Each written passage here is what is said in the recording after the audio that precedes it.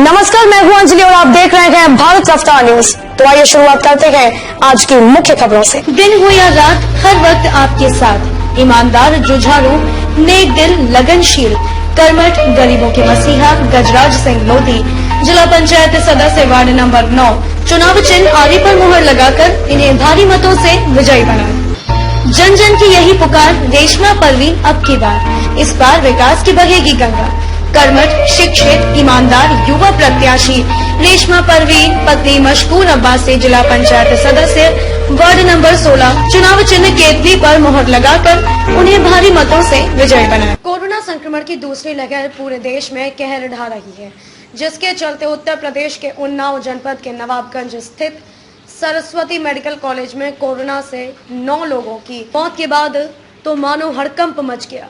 संक्रमितों की मौत से आक्रोशित परिजनों ने हंगामा कर दिया, जिससे माहौल काफी तनावपूर्ण हो गया। एक साथ 9 लोगों की मौत के बाद जिला प्रशासन में भी खलबली मची है।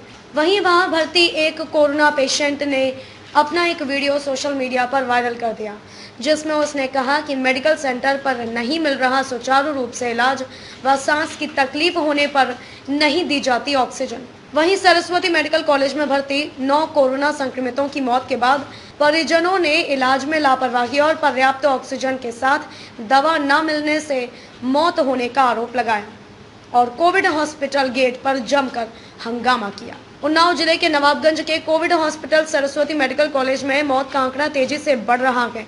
24 घंटे में हुई 9 लोगों की मौत के बाद परिजनों ने अस्पताल गेट पर हंगामा खड़ा कर दिया।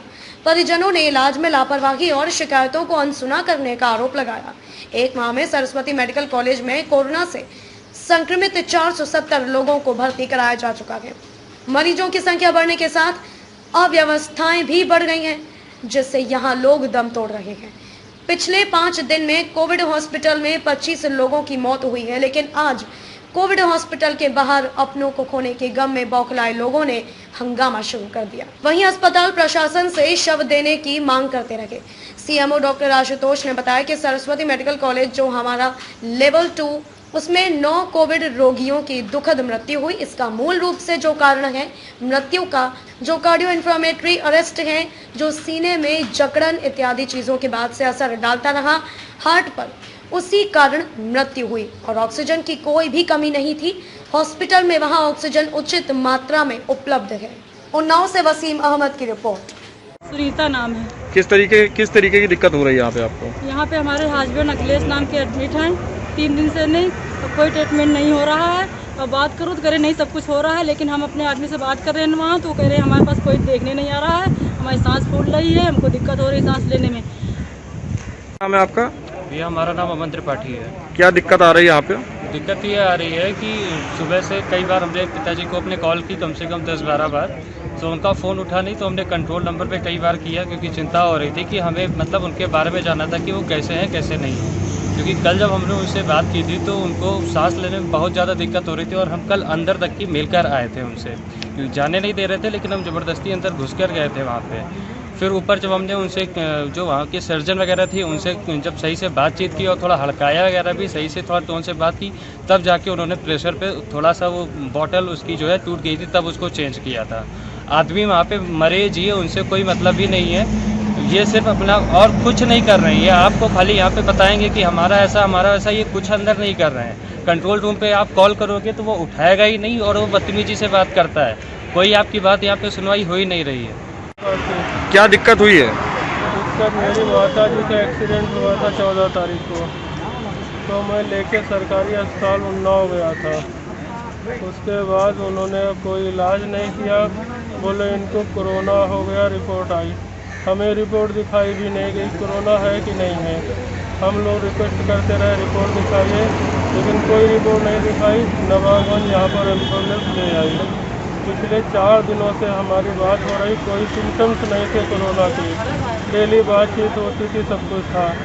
हमने दबाव बनाया कल विवेक गुप्ता जो नोडल अधिकारी हैं कि सर हमारे पेशेंट को हमें दे दीजिए, होम आइसोलेट कर लेते हैं, पूरी सुरक्षा के साथ हम रखेंगे, अलग कमरे में रखेंगे, क्योंकि उनके पैर में फ्रैक्चर सर था, आज तक उसमें प्लास्टर भी नहीं चढ़ा था। लैट्रिन बाथरूम की दिक्कत यहाँ हो रही थी, कोई लेडी स्टाफ जाता नहीं था, बार बार फ़ोन से माता जी से बात होती थी। हम पिछले 5 दिनों से यहीं पड़े हैं, रिक्वेस्ट कर रहे CMO साहब के पास भी गए, लेकिन किसी ने हमारी नहीं सुनी। और जब कल ज़्यादा दबाव बनाया तो रात में 2:30 बजे बोले तुम्हारी माता जी की हालत ख़राब हो गई, जबकि कोई सांस की बीमारी भी नहीं थी। सांस की बीमारी के नाम से सुबह गए, बोले ICU में है।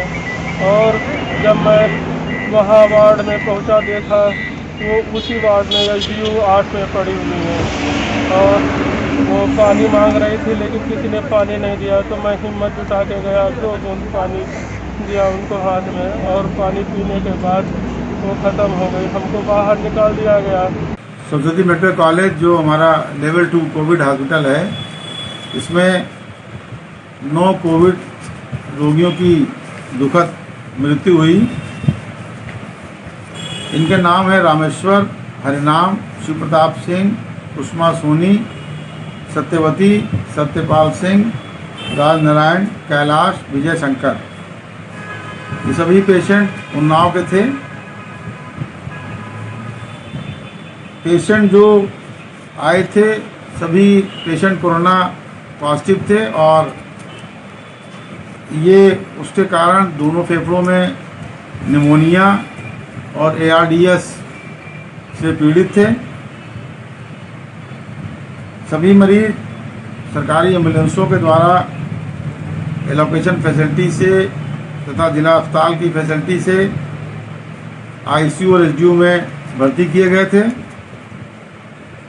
इसमें सभी मरीजों की अवस्था अस्पताल में भर्ती कराते वक्त क्रिटिकल कंडीशन थी, अवस्था गंभीर थी पहुंचते पहुंचते, और सभी मरीजों को तत्परता से ऑक्सीजन पर रखा गया।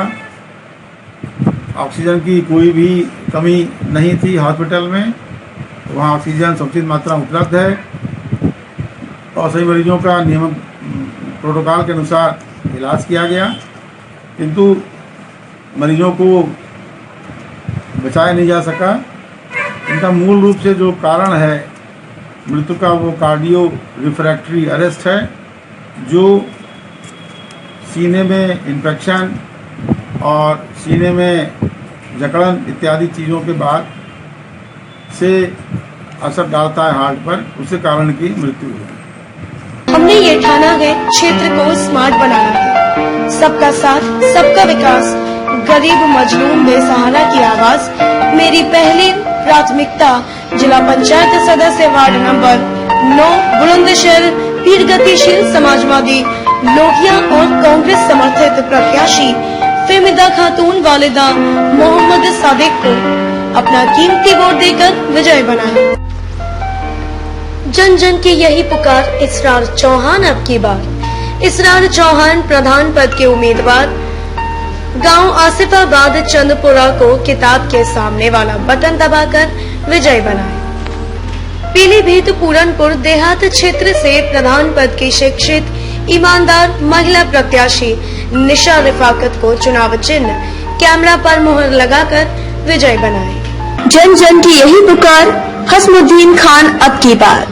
हसमुद्दीन खान जिला पंचायत सदस्य वार्ड नंबर 5 भाजपा प्रत्याशी निवासी मकरंदपुर पूरनपुर पीलीभीत को अपना कीमती वोट देकर विजय बनाएं। खबरों में अब तक के लिए बस इतना ही। मिलते हैं फिर किसी खास खबर के साथ।